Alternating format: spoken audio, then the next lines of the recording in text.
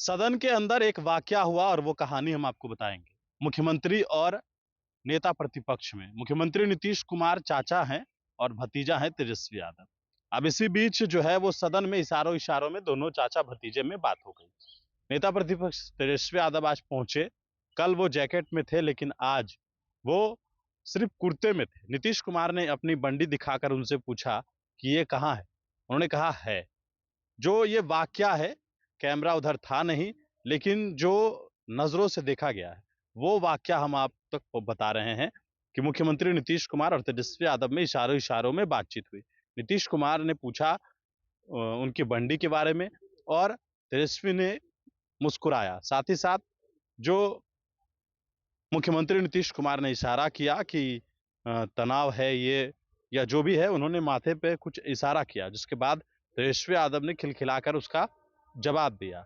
लेकिन ये पूरा वाकया कहीं रूम में नहीं हो रहा है, कहीं अंदर नहीं, बल्कि ये पूछ सदन में हो रहा है। चाचा भतीजे की जुगलबंदी जो है वो सदन में खुलेआम हो रही है।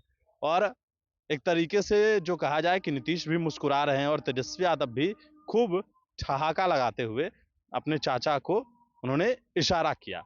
दरअसल ये पूरा वाकया सदन के अंदर हुआ है, जब शीतकालीन सत्र का आज तीसरा दिन है और तीसरे दिन सदन शुरू हो गया है। मुख्यमंत्री नीतीश कुमार भी मौजूद हैं, तेजस्वी यादव भी मौजूद हैं। सवाल जवाब चल रहा है। जो भी विधायकों के द्वारा सवाल हैं उसका मंत्रियों के द्वारा जवाब भी दिया जा रहा है। लेकिन उस बीच ये जो जुगलबंदी है वो देखने को मिली है। यूं तो कयास लगाए जाते रहे हैं कि बिहार की सियासत में ये चाचा भतीजे के रिश्ते हैं, क्योंकि नीतीश कुमार कई बार आपा खोने के बावजूद भी उन्होंने ये कहा कि हमारा जो है वो भाई समान दोस्त का बेटा है।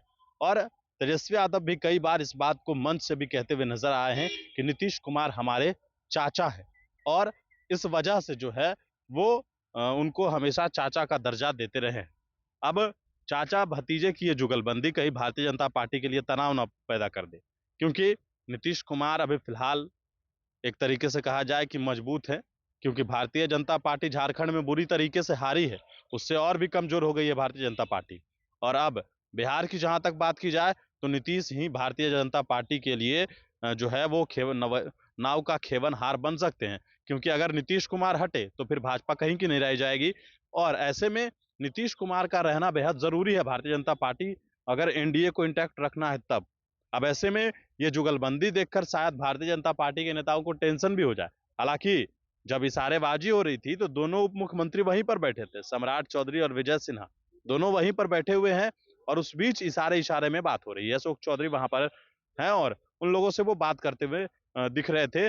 और वहीं पर नीतीश कुमार और तेजस्वी यादव में जुगलबंदी, जो इशारे इशारे में बातचीत है, वो चल रही थी। होगा क्या, बिहार की सियासत में कभी भी कुछ भी हो सकता है जब तक नीतीश कुमार है।